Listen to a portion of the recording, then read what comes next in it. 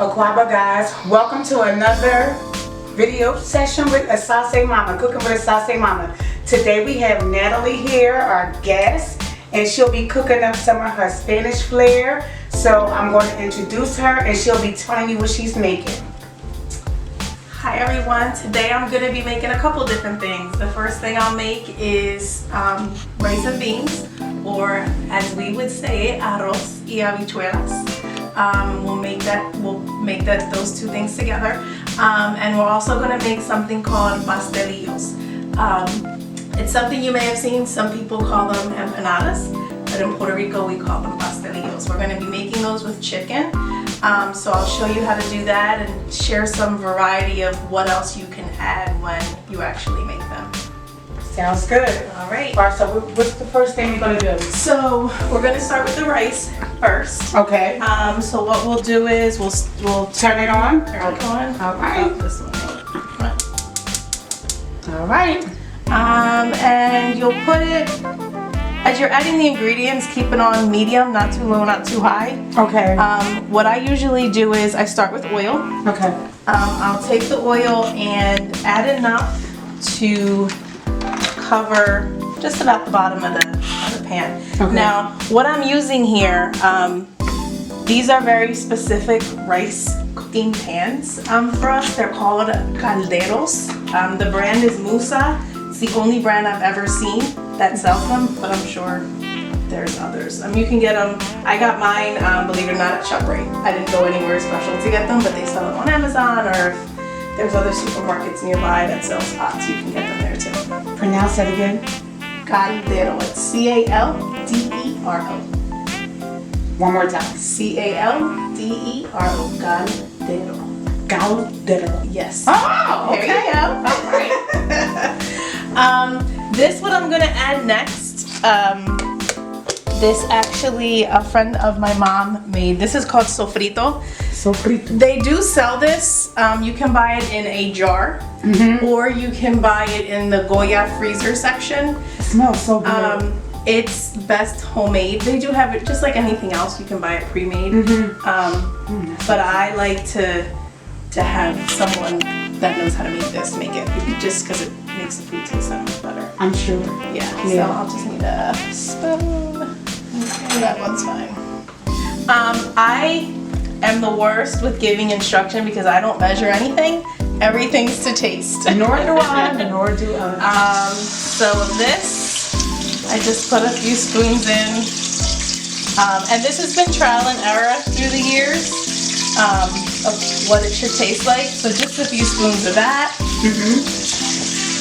I like to use minced garlic. You can use fresh garlic. You can use garlic powder.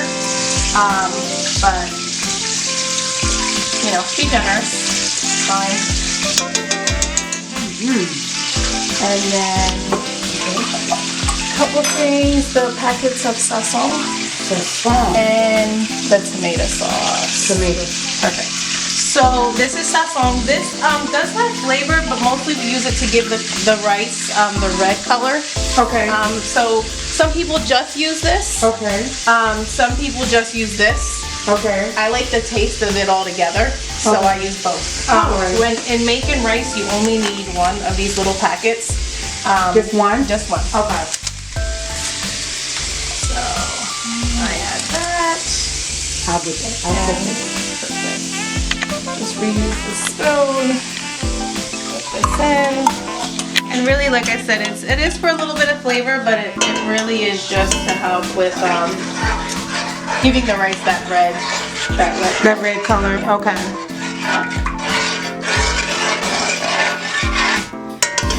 The next thing that I usually add is olives. And I add the olive juice and everything.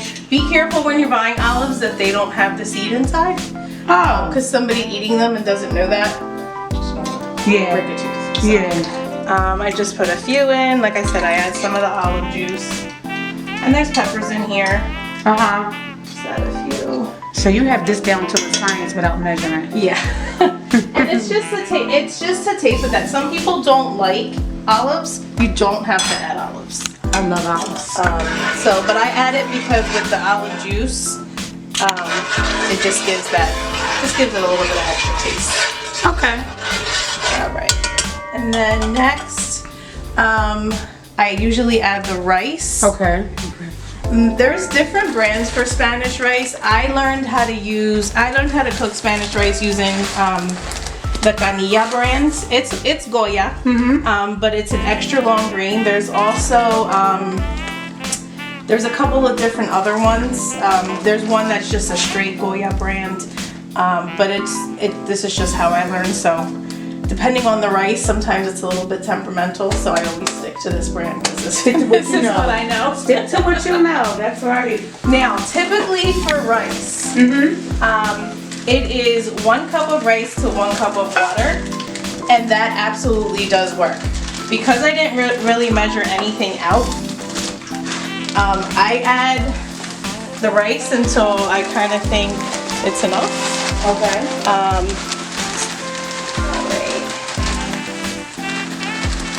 And with this rice, you don't want to fill more than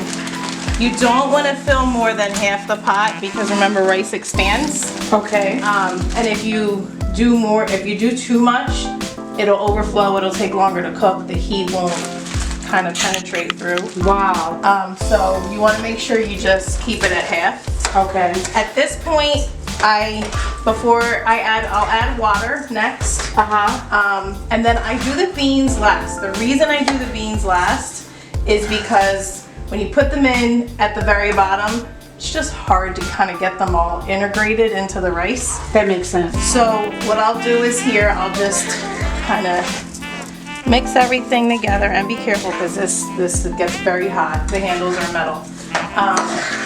I'll mix everything together, turn the rice red. Okay. And then you can just grab a regular cup. Can I just give you a towel so you can grab perfect. Perfect. Okay. Mix everything together. It smells so good already. And then what I'll do next is, do you just have like a cup? Yeah, sure. One of these okay? Just a regular? Yeah, sure. And you just tell me. Yep. And what you do is you add enough water, okay, to actually cover the rice.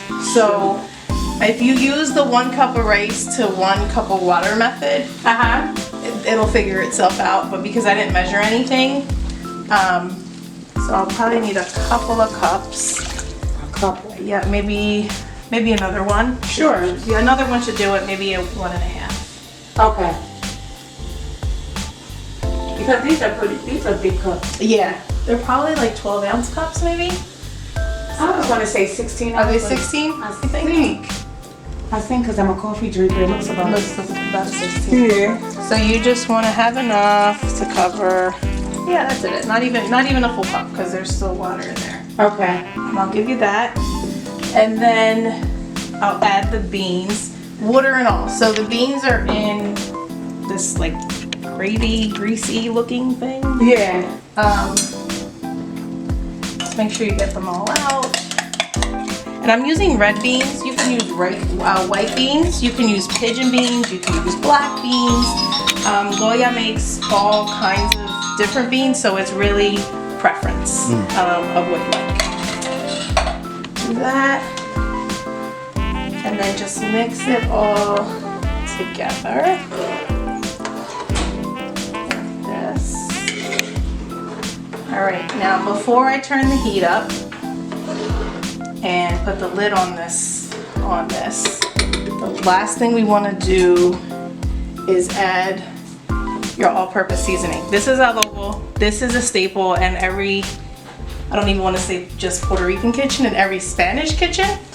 And again, you add it, mix it a little, taste the liquid to see if it tastes flavorful. And if not, you can add a little more. This is a type of salt, so you want to be careful if you're heavy-handed to just kind of do it a little bit at a time. Let's see. Perfect. Yep. All right. Now, put the lid on, turn the fire up. Now, there is water in here, so it will boil.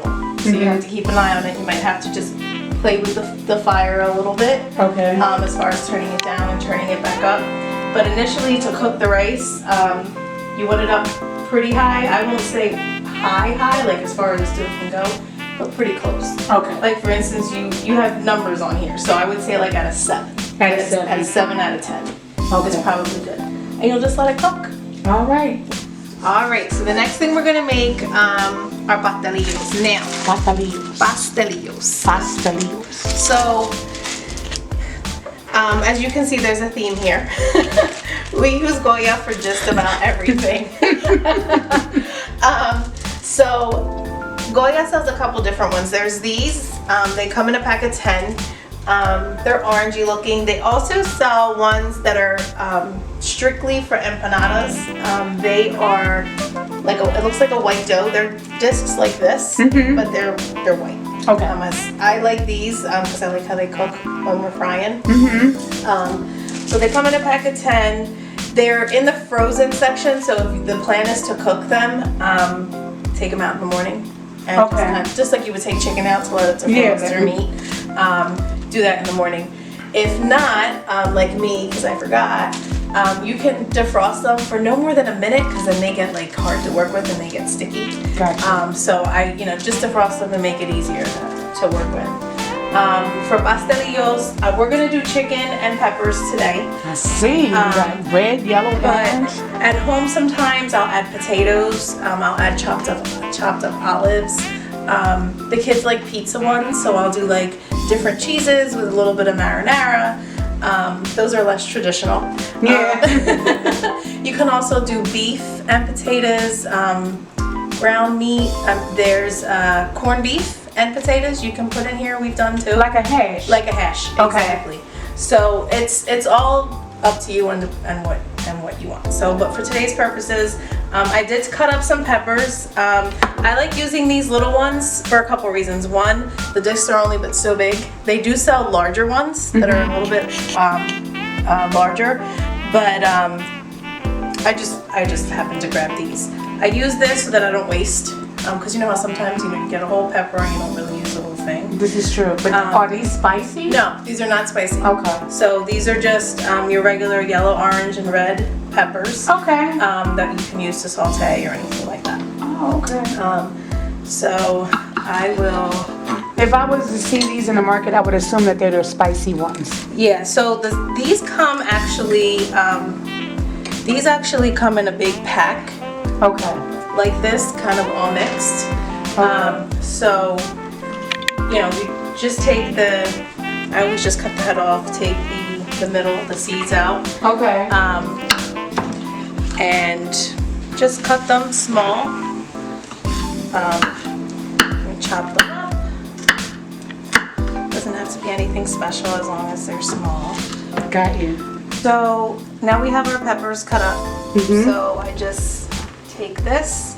And over here I have a frying pan, or any kind of pan really, and just coat it with a little bit of oil. You can use olive oil too. I use that sometimes. Oh, sorry. I'm so sorry. Put them in there to cook. And then the next thing I'll do, just let them cook. There you go. The next thing I'll do is, I washed the chicken already. And I do this in a particular order. I usually put the chicken on here last, so then I can wash it after that. It's up to you. Like I'll cut all my veggies first, and then just because the chicken's raw, Right. and then wash it after that. So Okay. So then I'll just move these peppers. All right. So that's trash. You can use any kind of chicken. I use the thin sliced. It's just easier to manage. And you wanna just slice it and then dice it basically, because you want it small. Again, because the discs are only but so big, so you're only going to be putting about a spoonful of chicken and peppers in each. Okay. In each one. Okay. Okay. Alright, and so we'll turn this up.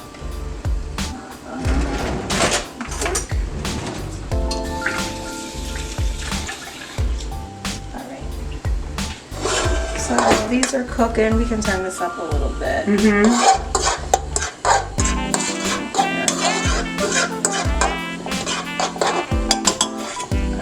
Now we can add our chicken. Okay.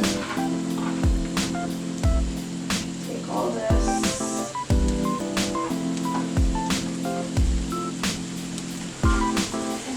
Put it in the pot. Our pan.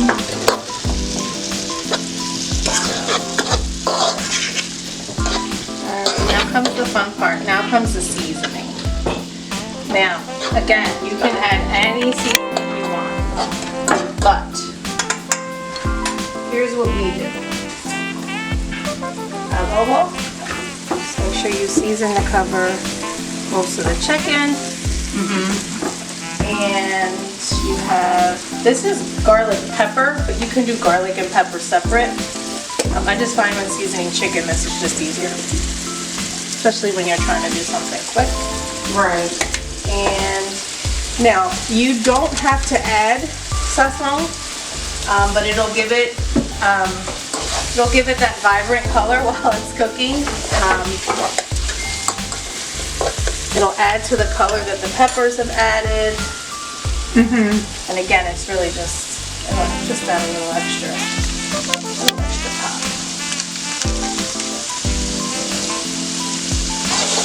Alright. This cooks pretty quickly because there's small pieces of chicken. That does smell good, doesn't it? It does. It does. That's why I'm just hanging around like Smells so between the chicken and the rice. Oh my goodness. I can't wait. So you'll just let this cook, maybe for 5-10 minutes, until till the chicken is cooked all the way through. And once the chicken's cooked all the way through, then we can start making. We can grab this and start making our pastellios. All right. All right. Sound like a plan. All right. So we can see that this is pretty much cooked, and we're ready to start. Looks and smells amazing. And the one thing I did do, I did add just a small teaspoon of the sofrito, just because I really like how that tastes. Just gives it a little bit of kick. Okay. You don't really need to add that, but I like how it tastes. And then the rice at this point, we just want to make sure that the flame is turned down as it continues to cook. Okay. So turn this off. Wow.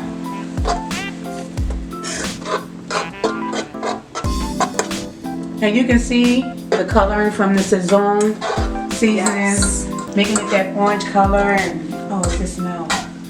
That smells so yummy. I know we're probably all starving, right? We are. I saved my appetite for this. I was like, no, I'm not going to do no big breakfast. So what we'll do, now, so we have our discs. Should I get you a little bit of flour? Or? What I usually do, honestly, is okay. you could do. I mean, I have vegetable oil. I usually do a little bit of olive oil. I have some olive oil. Yeah, sure. Do you have olive oil? So basically what you want to do is just, especially this type of a board, and certainly you can use your countertop, depending on what kind of countertop you have, but with this type of a board, I like to just put a little drop of olive oil on it, you can use your hand, your hands are clean, kind of get it greased up, and then we're going to roll this. So once, I know Lisa's gonna get olive oil, but for this first one, and literally just a drop. You don't want this to be super, super greasy.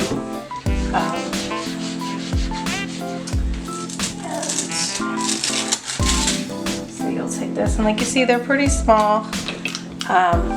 This is Lisa's grandmother's rolling pin, which is pretty amazing. I don't think they make them like this anymore.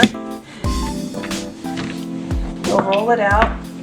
So you'll make it just a little bit bigger.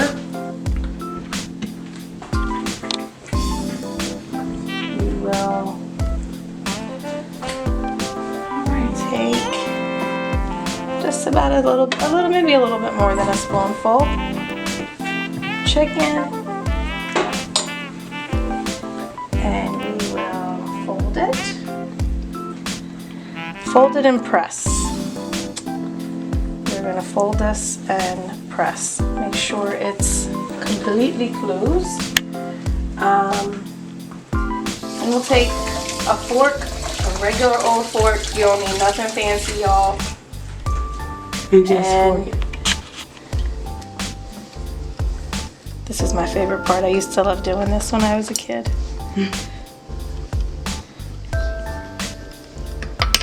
Go.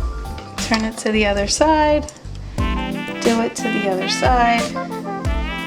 Now, on Amazon they have these fancy empanada makers that will do this for you. But it doesn't give you these pretty little fork ridges. No, it doesn't. So that's what we'll have. This is it. So should I put the oil on the heat? Yep, you can definitely put where can I put this? I guess here is good, right? Yeah. There's good. So it's close. Yeah. You'll put your oil on your heat. Put enough oil under fry. Now, when you put your vegetable oil in whatever you're going to use, you want to make sure that there's enough in there that when you throw this in, it's going to be submerged. Okay. So it's not like you're like frying something just like in a regular frying pan. You want to make sure it's submerged. Okay. Yeah. Got you. Alright. So we'll wait for that to get hot. Give that a couple minutes. You can test that. I always do the whole wet my hands and see if it splatters. Right. But we'll give that a couple minutes, and in the meantime we'll make a few more so we can put in a few in at a time. Okay. Alright. Yeah. We're just gonna jump back to the rice for a second. You wanna, as it's starting to boil, you wanna mix the rice up because everything will kind of float to the top.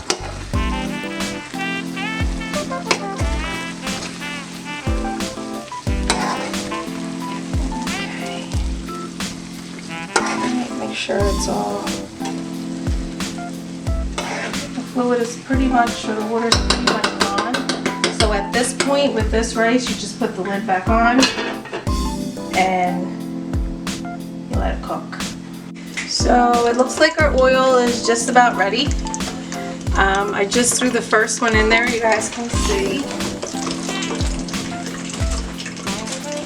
And the second one, and you're just gonna let them fry for a minute. I'm watching because my nose is sniffing all this stuff, good smelling stuff. If you can see, they're starting to Float? it looks different, right? Like this is not cooked and that's starting to get dark. Okay. So you just give it a minute, let it cook. Now, the hotter the oil, the quicker these things will cook. Okay. So it looks like I turned the heat up just for time purposes here. But you'll flip it over. You can see it's starting to look fried. Rice looks like it's done.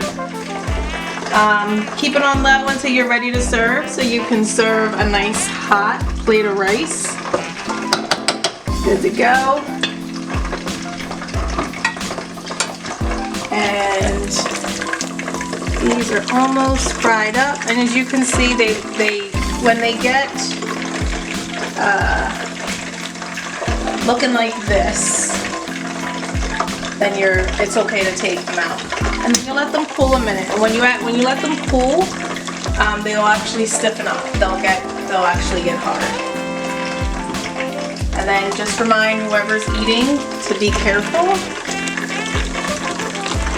because if they're hot, when you bite in, all that steam will come out. So you just have to be careful the first bite you take. All right, so these are our Pastellios completed. That's what they will look like when they're fried up. And like I mentioned earlier, here's our rice.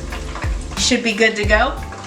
Now you might notice that in the bottom of this rice pot, there's going to be some, what people might consider burnt rice.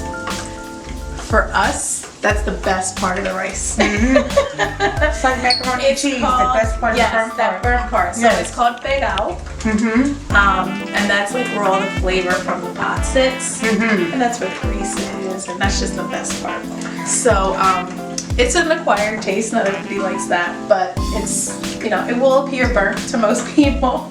But it is something that we enjoy eating. Yeah. Alright guys, well I hope you enjoyed watching Natalie, and I really thank you for coming and cooking and showing me something new that I can take with me. And you guys be blessed and have a great one, and I love you guys and thank you for tuning in. Thanks for having me. Yeah.